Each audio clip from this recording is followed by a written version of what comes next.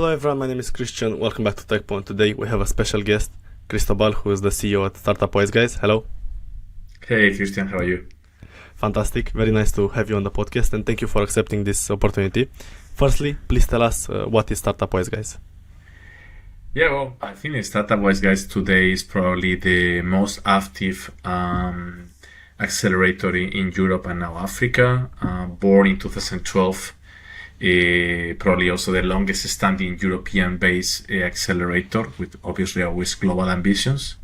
Investing so far in 420 startups over the last 11 years. I think we're managing around 11 VC funds to the different sizes.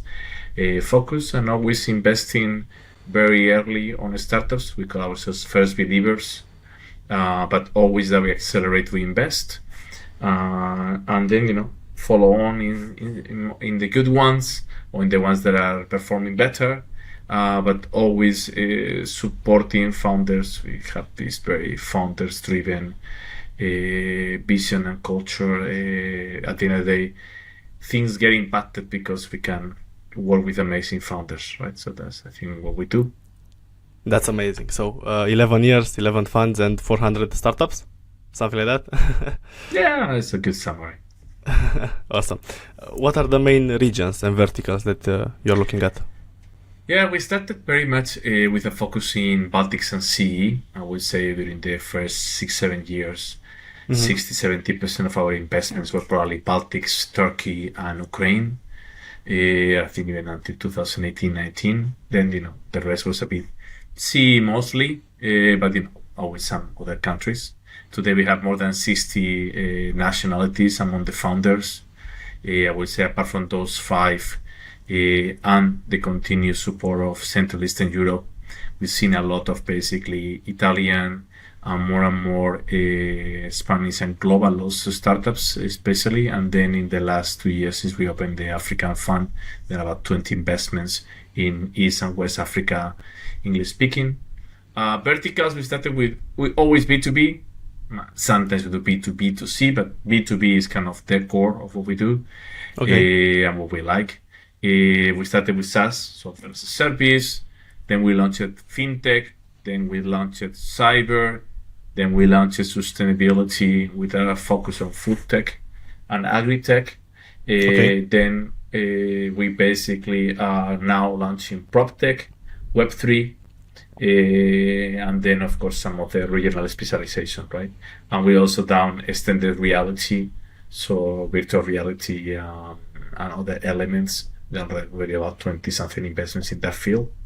So yeah, I've always said the vertical focus is key in our strategy and the best way to get the best founders. I think founders are not going anymore to generic, let's say, accelerators and investors. They want true specialization and support and networks, and I think that can only be done on a vertical manner. And for example, for the SaaS fund, do you also get companies only from one region, or do you combine the regions in funds? No. I think we try to be as global as possible. At the end of the day, it's also who can we support, etc. Of course, we have, I would say, 10 countries that we do a lot of proactive reach. But I think it depends a lot on vertical. Cybersecurity is super global because also it's narrower. While B2B SaaS, I would say, is Southern Europe, Central Eastern Europe, Baltics, Turkey, Ukraine are kind of the focus there. But surprisingly, last batch we have 2 Germans, 1 Austrian. So again, the specialization and the size of the ticket and the momentum in the market is making us more and more attractive, right? I understand. But why did you start with the Baltic countries? Well, first my co-founders are Estonian, but I will say that in 2012.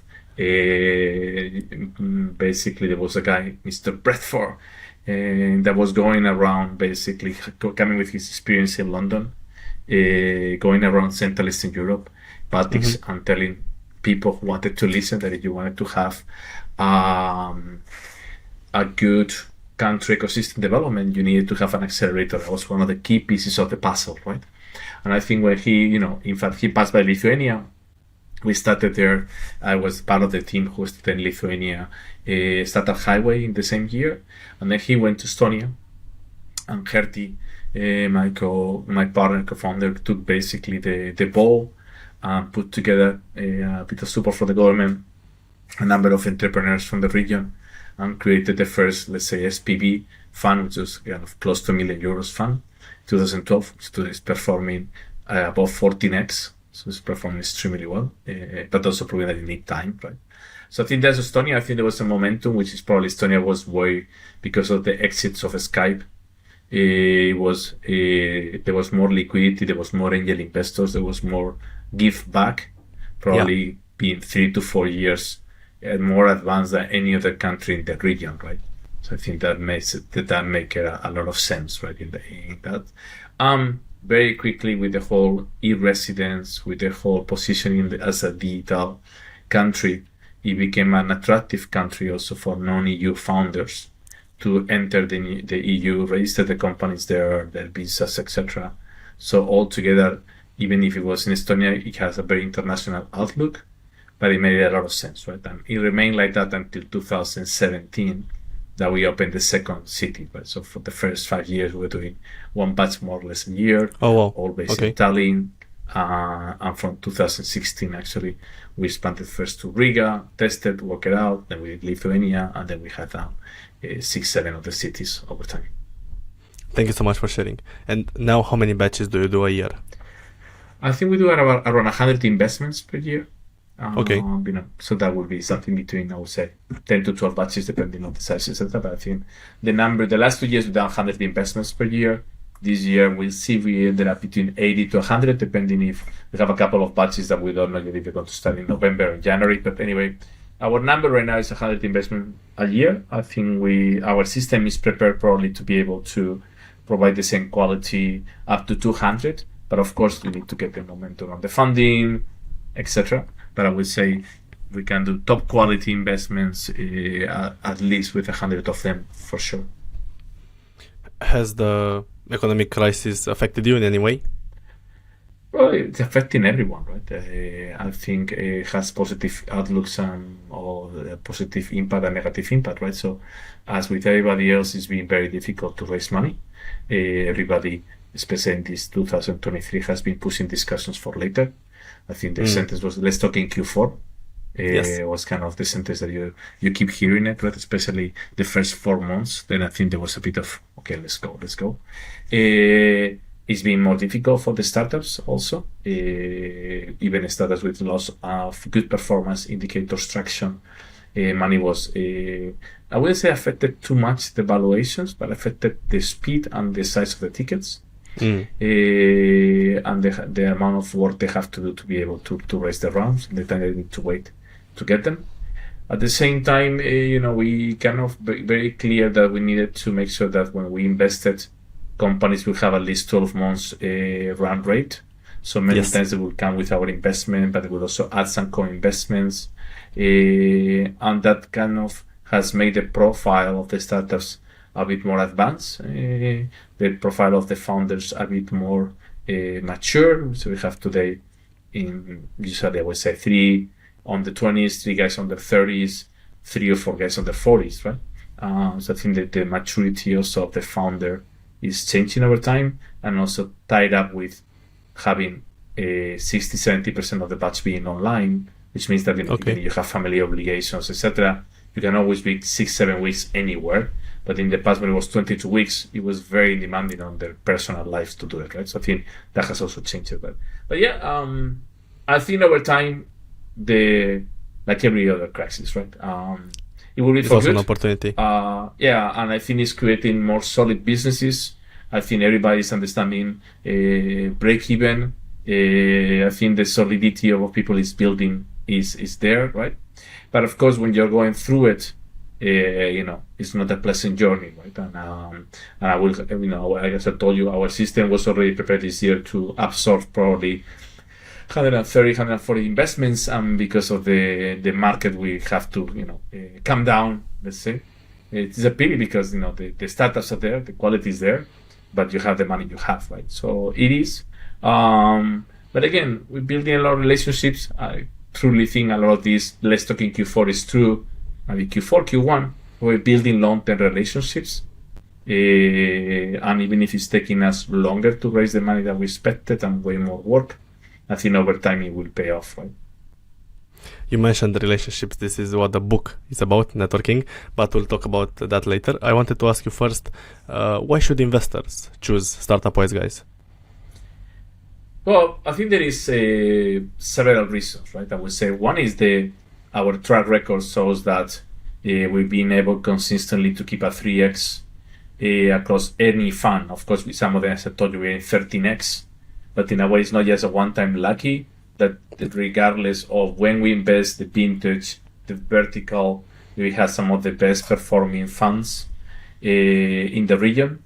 A lot of people say, oh, because you're too early, you're riskier. I say, well, I also exit faster, right? And I think there was nobody wasn't hit the people that was doing Series A investments in 2021, 22 at market high valuations, and now they're like trapped, basically. We don't have that problem because again, when you invest on the bottom, people will invest afterwards no matter what, right? It's when it's going to be adjusted, right? So I would say performance is there, track record. I think also if you're an investor and you like to do your own deals, you get a very nice large set of startups from us that then you can co-invest in the ones that you like the most, that you understand the most, etc. So we serve as a filter for more investments. And of course, I think we come with a clear set of impact on what we do, right? So we want to impact ecosystems, the founders, the people. We talk about diversity in age, diversity in gender, diversity in international, right? So we said it all starts in a way as any financial investments with we actually have a good track record. But I think what we do well. Our impact is there. And we try to make the journey fun, right? So I think everything you see as, I think life is also about fun, right? So you need to make this part of what you do, right? And what should an investor know before joining a fund? Well, I think they need to understand, the concept of liquidity. It seems very stupid, but that when you're investing in funds, you're looking at 5 to 7 years in which your money is going to be there, right? So you need to make sure that is okay, right? That this is not something that you need tomorrow, right? You need to understand also, how to diversify your own investments, either between the funds you choose or between the composition of the portfolio that you choose. So I just had someone say, reach out to us, said, maybe we're looking at your fund, and then he tells me that he's going to invest in 2 funds from the same country. And I even told them, you understand that you invest in the same companies twice because you invest in the first stage and the second stage, right? But it's the same companies, right? So you need to understand how do you want to set up basically your portfolio, right? And diversifying either verticals, either stages, either the ticket sizes, and also you want to be a passive and active investor, right? So active investors, I think for us works very well because again, we put the portfolio in front of them to co-invest with us. And also if you're, for example, an angel investor, let's say in Romania, you probably have a great access to the deal flow in Romania, but you don't get a deal flow in the other countries, right? So you can do your own direct investments probably in Romania because you know the market, you have references, but you can complement it with a fund like ours who gives you the diversification, right? So I think that's also important. And I think you need to build a relationship with the fund managers, right? So you need to share values, you need to like them personally. Now, again, the typical trick of, say if you will get lost in an airport for 4 hours in a bar, would you like to be talking for 4 hours to these people, right? And at the end of the day, I still think that is a very valuable filter. At the end of the day, these people, you're going to be in some type of relationship for 5 to 7 years, if not 10 years, right? So you need to like what they do, right? You need to trust them, you need to like them, you need to want to spend time with them. And I think that's also very relevant, right? You said it very well. You convinced me. I was curious to know if you can share with us, what is the minimum ticket for an investor joining the fund? It depends on the funds, to tell you the truth. I would say the majority of the regulated funds right now, the minimum ticket is 100K. Okay. And that's basically a legal requirement. We have a number of funds because we make them smaller, below 7.5 million, which is African cybersecurity, that we're taking tickets of 25, 50K. So, and that we try to also that way cater. Of course, we have done in some points an SPVs, so specifically to bring investors who invested with the smaller tickets in previous funds, and as the ticket gets bigger, they might not be able to join the fund. And we love that people who's been with us on the whole journey. We don't want this to be, so we have created always an SPV vehicle, and also with our own employees invest in the funds through these vehicles, right? Because we want them also to have something at the stake and an upside also, right? That's great.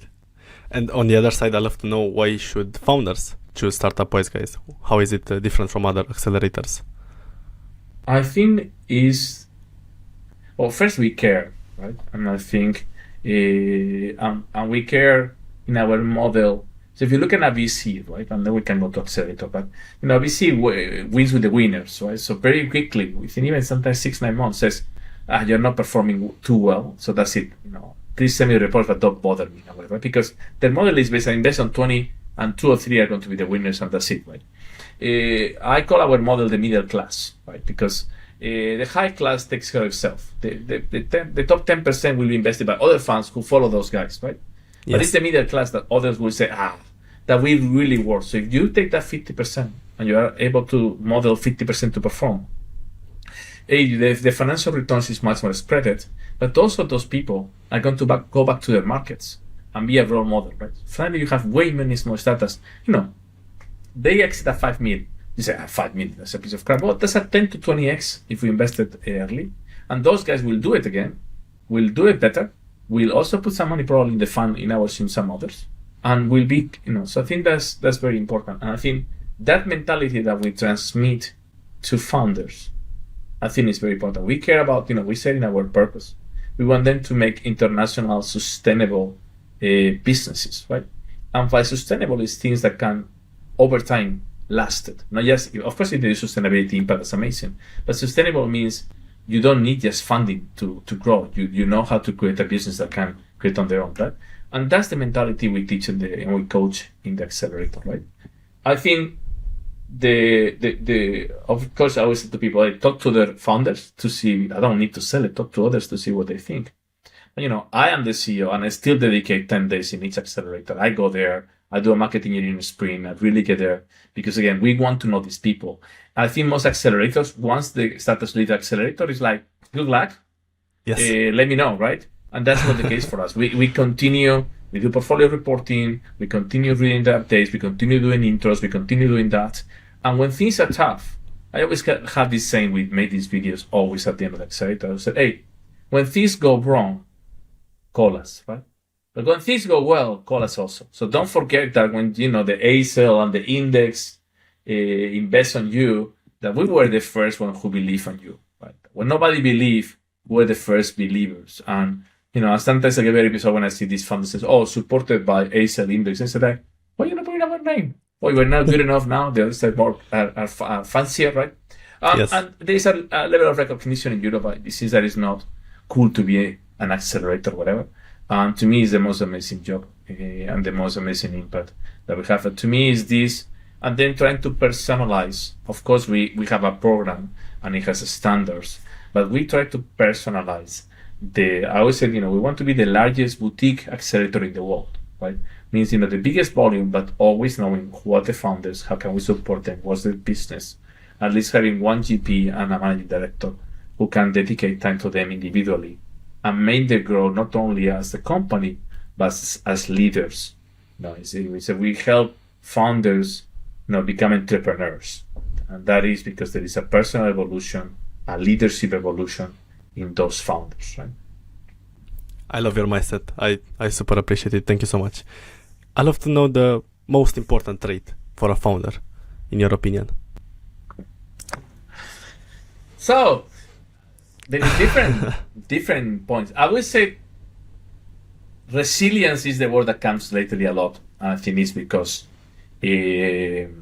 what's happening in the market is, I think, distinguishing the true entrepreneurs, right? So, we get sometimes the suppose, I'm running out of money next month. If we don't raise, I will fold the company.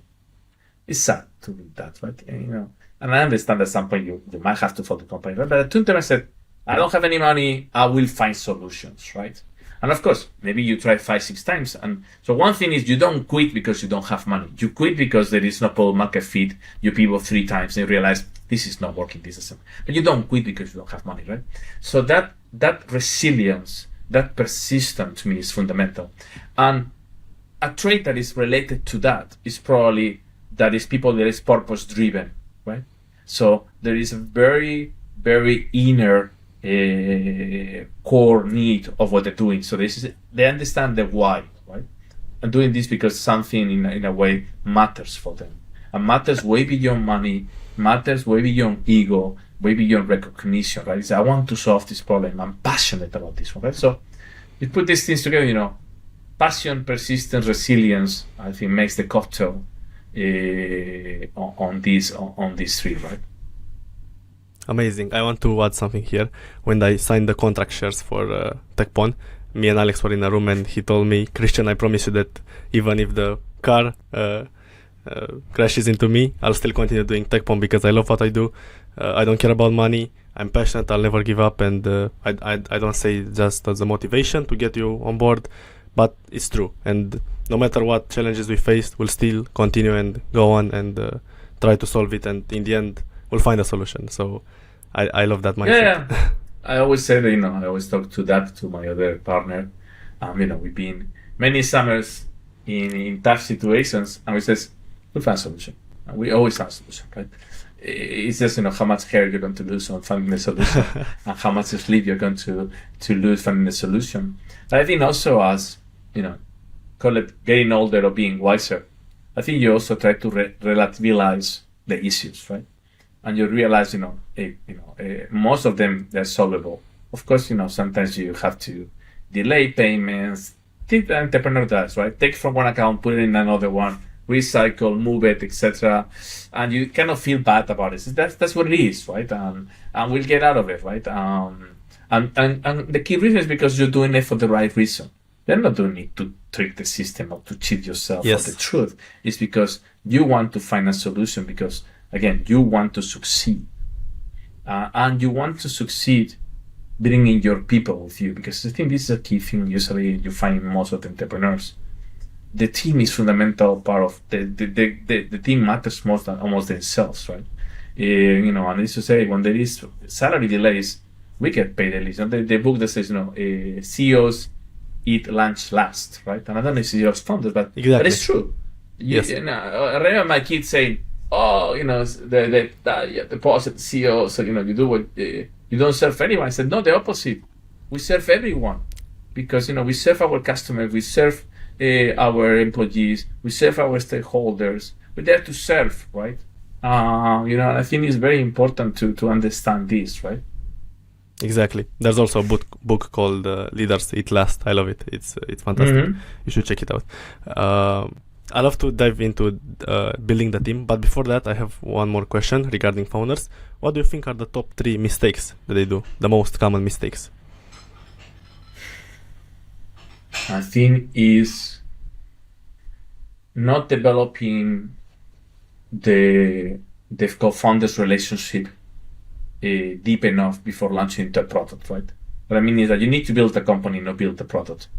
And this goes beyond the complementary skills of co-founders, but is aligning on purpose and values, on vision about what do we want to do. I think there's too many people who rush into building before building the company, right? And this is something that we talk to them, like, you need to build the company, right?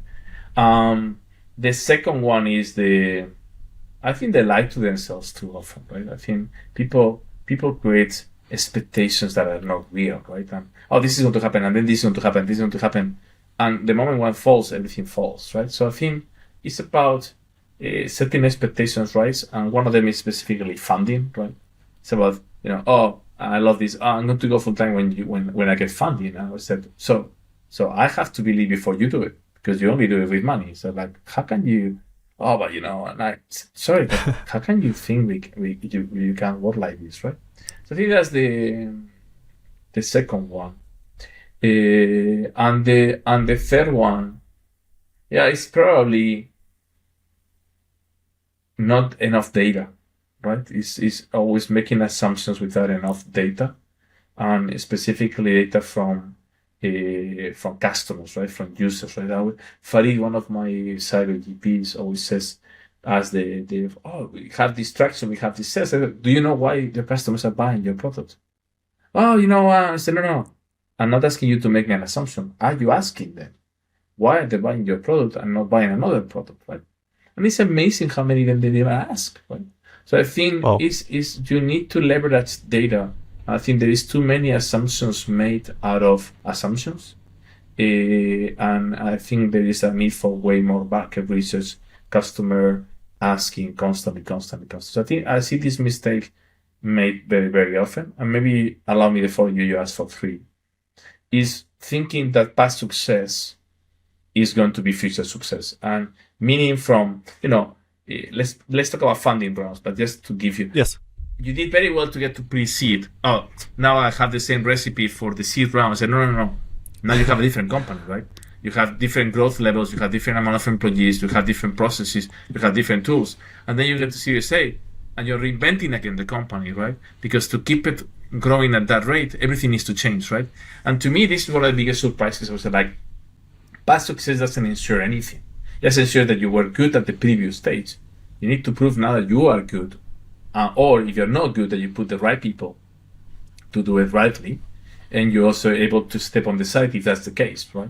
And I think this is surprisingly how people think that doesn't understand this part of the journey. That the journey has many different evolutions, and you will have to reinvent the company 3 or 4 times during this process, right? That's super valuable. Thank you.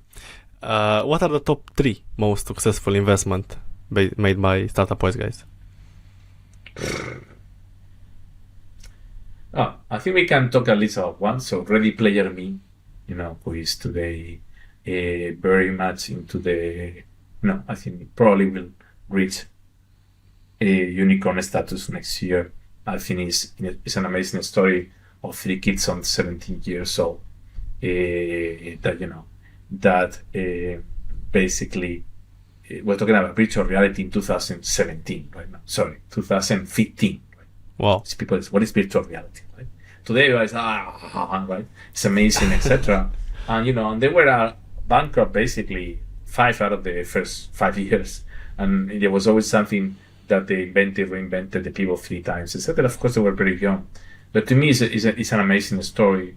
Right now, with, for us, we have partially exited part of this, but we're still there, right? So still having a lot of upside on them. And this one of our funds is crazy in the upside so far, right? So I think they're an amazing story. I think today we have probably Fractory on that trajectory. We invested 3 Estonian guys, also very, very early, 18, 19, 20 at that time, doing extremely well. Going past Series A right now, but again, they're with their own struggles, passing these things. And then, I said they're not the best, but there's a couple of other stories I think that we have. We have a team, Mattia, in Italy. They've gone from 30K to almost 110K MRR growth in 6 months. Okay. Wow. A lot to go still, but to me, being an example from Italy, I think is amazing. Probably the Vocal Image, the Belarusian guys that last year were winning all the competitions. Again, still a very, very long way to go. I'm very early, still on year 2, but it's amazing how they keep growing, and it's amazing to see them too as a pair. I think they're trying right now to go for the Series A, and probably they will get there at some point this year, right? But again, you have 440, right? I would say I could name at least 50 cases, apart from the 30 nexus that we already have, that today that are close to my heart, and that there is very good opportunities to call each of them success, right? So yes. But time will tell. Probably the most well-known is Bolt.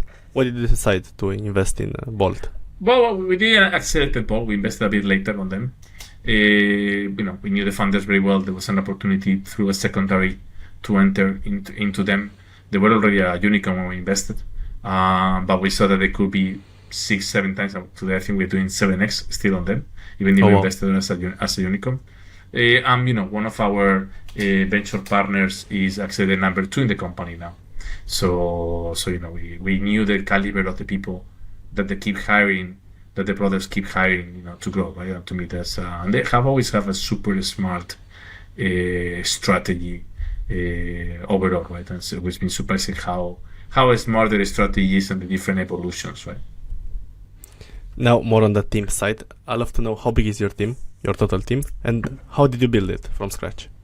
We have about 50 people, and then we have about 10, 12 general partners. So we say all in all, about 60 people. We have in peaks about 70. It went down a little bit, and rethinking how do we grow a team. How do you build it? I'm always looking for talent, right? So I always say I give when I'm talking about the Perform book, and I give a workshops with Estonia to the founders on the first weeks. I do the roles and responsibilities, and I said I recommend that you need to know who are your next 5, 6, 7 hires, right? And you need to keep always tab of people that you're meeting over time. So that this is a good guy, this is a good girl, because you cannot be recruiting when you need to recruit. You need to be recruiting before, especially because when you try to recruit top people, they're not going to be able to pay them what the market usually pays them, or there will be somebody offering them more money, right? So you need to be falling in love with your adventure, with the company, right? And I think that's a lot of what we do, right? And then of course, happy people or satisfied people or challenged people always recommends amazing people from the networks to join. That has always been, and this is probably one of the reasons why at some point we have so many women in the team, because they were recommending other amazing women, etc. Right?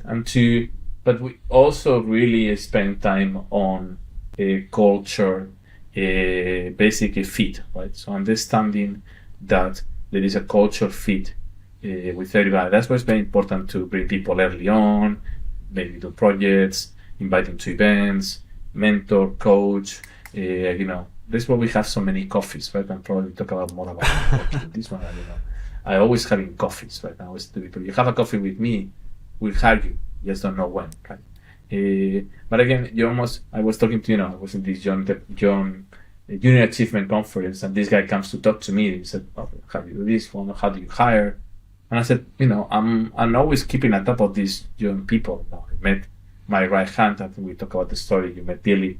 The same thing. We met him when he was in the second year of university, right? I remember both me and Rasmus says, this kid has talent. This is talent on the making, right? And we just keep a tap on the guy, until there was the right moment, right? And the right moment, we flow him in. We asked him to spend a week with us. We were having a management retreat. He came in, rolled his sleeves, entered in the kitchen with me, start cooking. I said, okay, this guy fits. So that is this culture fit and this continuous search for talent that you need to keep going, right? What is the Startup Boys guys culture? Founders driven, international, diverse, always having an aspect on fun, adding an element of respect, and execution driven through professionalism, right? We kind of, in a way, went through, I would say, a revamp on our values, not because we changed them, but actually, because we kind of said, people is living it. But when you were asking them, what were our values, what are we doing? It was difficult. Maybe they were too complex, right? So we kind of, in a way, went into, okay, how do we do it? And today we said we are in passion. I think that's the red, right? Courage to do things differently, to not stay, to be business focused and make the decisions as well. Integrity, which we put in our interpersonal relations, right? In the team focus, and fun, right? Everything has to be at the end of the day fun, right? If not, why would you do it? Right? Life is too short, right? So we think those 4 things very much summarizes what is our culture. But again, with the touch of always first believers, right? And founders, right? Thank you. And from your team, how do you choose who to trust and who to give more opportunities and responsibilities? I think you start with 100% trust with everybody, right? I don't, this is a discussion we have many times with Eastern Europeans, coming probably a lot from the Soviet impact on how they were raised, and you don't trust anyone, right? Right? And to me, I would say, life is too short. I don't have 10 years to build the trust, right? So I say to people, I start with 100% trust, right? And it's for you to take it and take it to the next level, or for you to take advantage of that. But then, so I think you first trust everyone, and opportunities, and this is one of my obsessions about growth. I always say to people, like, the only way to keep giving people opportunities is to grow the company, right? And then I think we do it by having the courage to put people who is willing to take challenges in things they haven't done, right? So I'm moving people constantly in different roles. I always try to first recruit internally before going outside to recruit. I always, and keep asking people what you want to do, what is interesting, etc. And I think that happens, right? But also sometimes when opportunities arise and when company needs arise, there's people who step up, right? I said, this is not maybe what I like to do the most, but I understand this is what the company needs, and they step up and do it, right? And I think that speaks very highly of these people and makes you invest more into the future. So, okay, thanks for stepping up, and now what do you really want to do, right? And trying to find ways to give people elements of that growth through the choices and through the opportunities, right? I'm super excited to meet your team in Bilbao. I'm sure they're super happy with this culture. How did you decide you need the right hand, and why? Well, I think I needed support. I was doing everything. I think we have this PA right hand opening in our Excel for 2 years. But I was always saying, okay, I can handle it a bit more and just let somebody else. Because always by restraints, right? And I always wanted to have somebody else, right? So or support somebody else. But it was clear that I could do way more by having somebody who could actually be by my side helping, right? From small details to big details also. But I think it was also a matter of finding the right person, right? So I think we were never we're always looking, and maybe one of my team members went on a maternity leave, and on the way back I actually offered her to take a PA role. I have a very good friend who also had a huge potential also, but we have a big personal relationship and it was a bit kind of risky, maybe it wasn't to work, etc. But then I think that again, when you found the right person, there was no doubt. It was, in fact, we took the decision on Billy in March, and then he only started in July, right? Because we said, hey, go and finish your school, enjoy that until the end, and then you fully focus on this, right? We didn't say, let's start working part-time. The only thing we did was come in March and spend 1 week with us. So we made the decision if we want to work together. But if we do, then we say, finish your things and start. So we waited, right? And I waited, right? So to me, I needed for a long time, but I was willing to wait for the right person and for the right moment. Absolutely. Because once you do, again, you're going to put all your trust in this person. And I think, and it's also your case, right? We're bringing you guys along to every discussion, right? So there is, and you guys are there very young, right? So you have a level of maturity, I think, to understand that you're hearing things that you should not be hearing, let's say. Yes. Keep it to yourself in a way. Because everybody in the company knows that you know way more than anybody else, right? And I think that comes with a responsibility and a level of maturity, which itself makes you mature faster because you're having that opportunity, right? And that experience, right? And absolutely. I think that level of trust that you're building, but again, you're obviously gaining more, but we trust you from the beginning. So it is, let me bring you into a couple of calls and then I see, it's like coming in whatever we need. Of course, sometimes I have meetings with my partners and I ask them, do you mind if I bring Billy, right? So sometimes you have to respect it. Some people say, well, maybe I don't want to have somebody else in the room, right?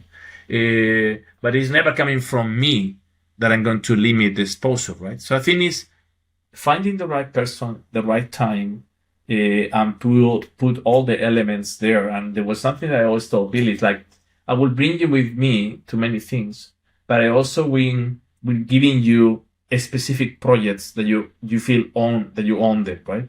Yes. So you also finish things, right? So, in your case, you're doing the podcast, for example. Bill is doing the Bilbao, the getaway. That is almost a 1 year project, right? End to end. And he's the maximum responsible of that, right?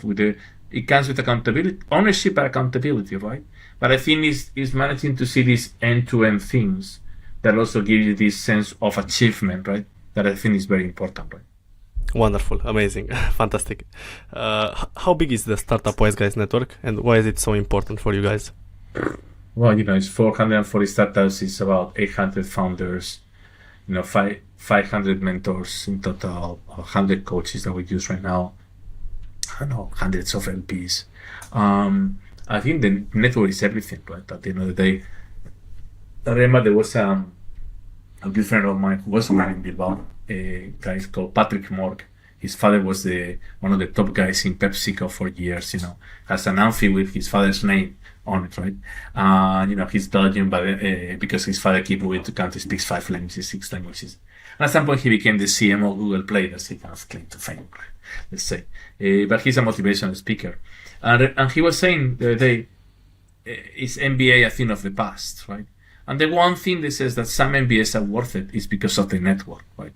Because they are going to give you access to people that you don't in different ways, right? And to me, that's the importance of networks is the reciprocity of them. So I always said, there was this very good book from Kit Ferrazzi, about never eat alone, right? And it says, you need to give to the network, and the network will give you back to you directly or to somebody in your network that will give something to your network, right? But yes. You always need to be asking people, how can I help you? No, how can you help me, right? And when you help, 90% of people helps back. And if they don't, that's fine. That people doesn't belong to the network, right?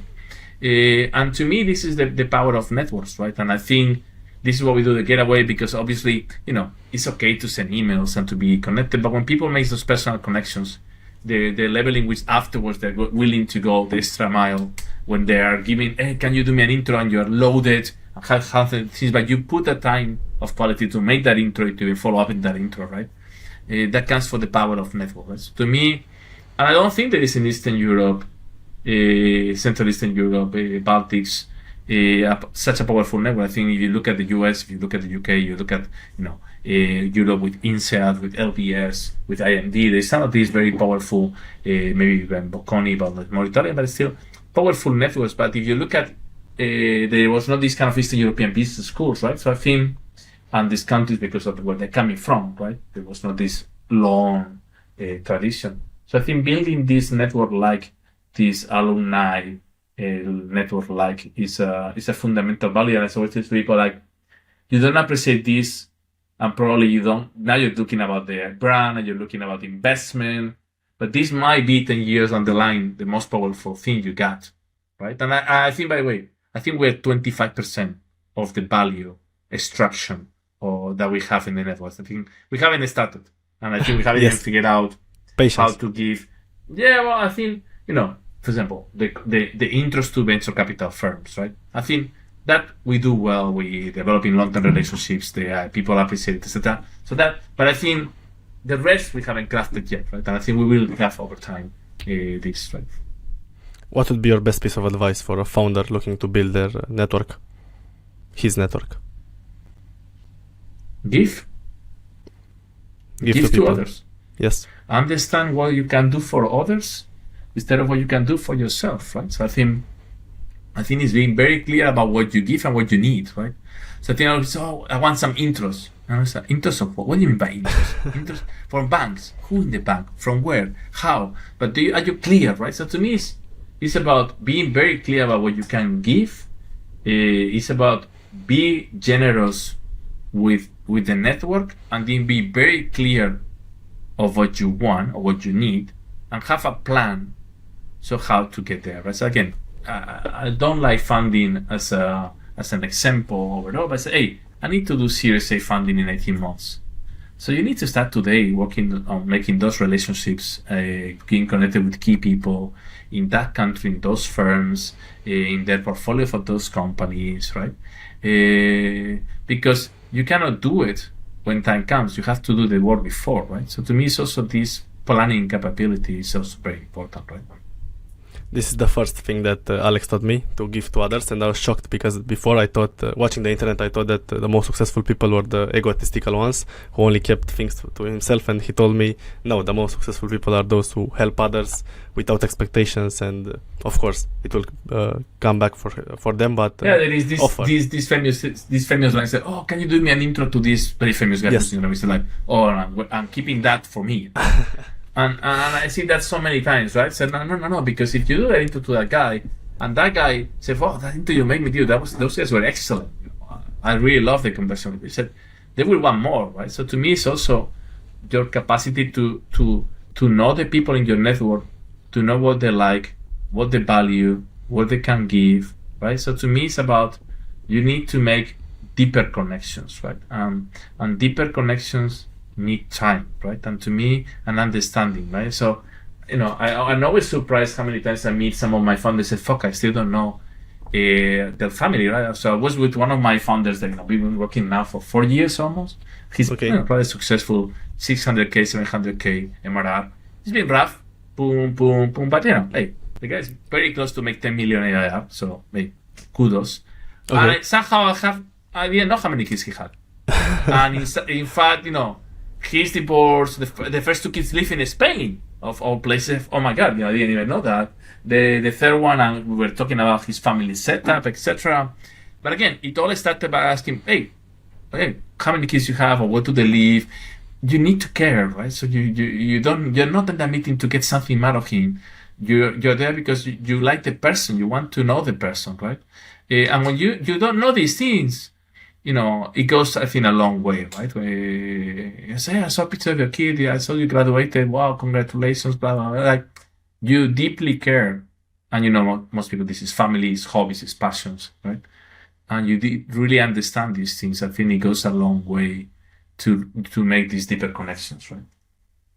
For anybody that's listening and wants to learn more about your mindset and loves it as much as I do, I super recommend your book, Perform. I read it in a week or so. I absolutely loved it, and I'm a bit jealous that I didn't find it 3 years ago when I was starting out to learn about business, because it takes you from scratch, and I love how you combine the personal development to startup success, so that's fantastic.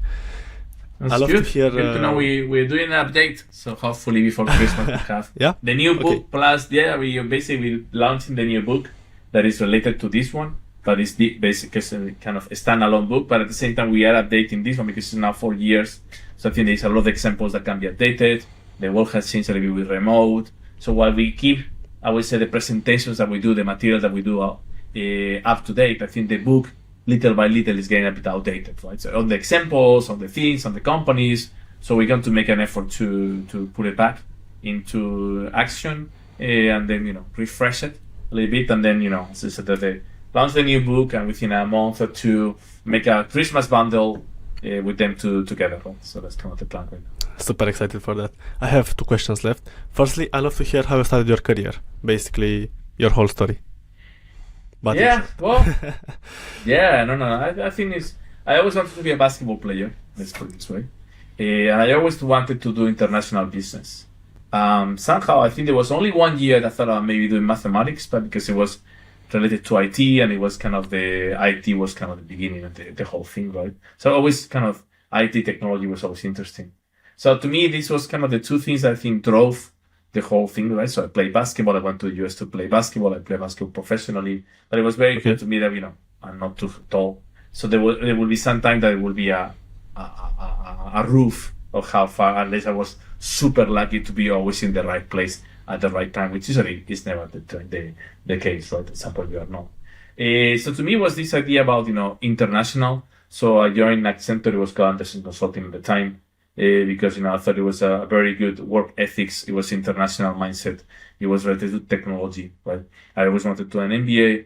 I remember, you know, one of my best friends, who's also a GP now in Wise Guys, saw me my first day that I went to Accenture, we're working in a bank, making 3.11 windows, blue screens. And I came up with a Michael Porter book on a strategy, the 5 Ps, right? I said, what the hell are you doing with that? He said, no, I'm going to do an MBA. I said, yeah. Right. So we always joke with each other, 3 years later, I said, yeah, I'm not doing an MBA, I'm doing one of the top world MBAs, right? But to me, that was also part of the plan, always. And then, I was in JP Morgan, I was with Accenture in Turkey, but there was always this international element. And then quickly the whole wireless space caught my eye as something super exciting. So the 4 years I was working in a consulting firm in Cluster, the Diamond Cluster, National Wyman. It was traveling all around. I was in Brazil, India, Belgium, France. I think it was 13 different, Czech, ended up working in Czech some years later because of that engagement, right? So there was always this international mindset that I felt very comfortable with, and I felt that was the space in which I could provide differentiation. And back of my mind, even at Pincet, I almost went right after Pincet to do the first wireless incubator, and that was 2000. Right? So imagine wireless incubator was a WAP phone with 3 lines, right? Doing SMSs, right? But I already have there very clear also entrepreneurial mindset that I wanted to be an entrepreneur, right? So I wanted to be a CEO, I wanted to be an entrepreneur, I wanted to be international, I wanted to play basketball. And I think those 4 themes have continued over my career in the different choices that I have made together with impossible is nothing, and nobody can tell me what I cannot do, right? So I will always try, I will break the rules. Sometimes it has fatal consequences. Sometimes it has amazing learnings from the experience, right? Fantastic. Last question. What would be your best piece of advice for a starting 20-year-old, or what you wish you'd known at 20? Yeah, they asked me this question. This is also a personal question for me, but yeah, I tell you something very personal. I lost my first kid, right? I lost Madeleine after 2 months. She was born with a severe heart issue. And I don't think that it transformed. It did not transform me, but to me, it's about don't take anything for granted, right? Especially the good things in life, right? And I think I know it already back then. But to me, that's always been part of, carpe diem, in this spirit of about, don't take, I have lost one of my best friends that when I was 22 in a car accident. So, I often say death has been around you more than usual over time, right? Especially your age. Now you're getting older than some people. But to me, it makes you reflect about it, right? So I said, do what your heart said is right? But I think I've done it, right? So I would say, I think I always kind of joke that there was only one professional experience that I will redo it. The rest I won't, because the biggest failure, which was my first startup after 3.5 years, did a Series A 2007 when nobody even knew what Series A was, right? It taught me the most of everything. And even I remember my ex-wife told me in the first day, you're going to finish this startup fighting with this co-founder, and it's going to go to the beam. But I will not change it. It taught me everything that I apply afterwards, right? So it was one experience, and it was down to culture. I did not understand the culture. I made hypotheses on the culture. And if I would have done the same work, but with a different approach on the culture, I think we would have been way more successful. But and then, you value your people. I think also the personal side, be honest to yourself. Try to value your people as much as possible. Right? So again, the advice is almost about, just do what you're going to do. Do not have any regrets. Just have learnings of where things go wrong, right? And you're much stronger than you think always. And you will recover for the biggest setbacks in your life. But don't take anything for granted. Your parents, your family, your success, your partner, your partners. Don't take anything for granted. And nurture them. Be gracious about. You have such amazing people around you in life. I think this is something that I cherish over time. Even when some relationships ended up wrong or didn't get to what I wanted, I always said, hey, wow, having you in my life memories is something that I will cherish for life, right? And sometimes makes you choke and almost cry thinking about it. Yeah, we ended on a deep tone, but let's end it on a happy ending. Thank you so much for joining. I'm super grateful. You did fantastic. I super appreciate you. I love your mindset. I love your company. It's amazing, and thank you for accepting this opportunity. I'm super grateful. Thank you for having me, Christian. Looking forward to also for the networking book. Be part of it, but also to read your learnings, your experiences there. And I think this is a topic that never gets old. And there's always things to learn, right? So looking forward. Thank you so much.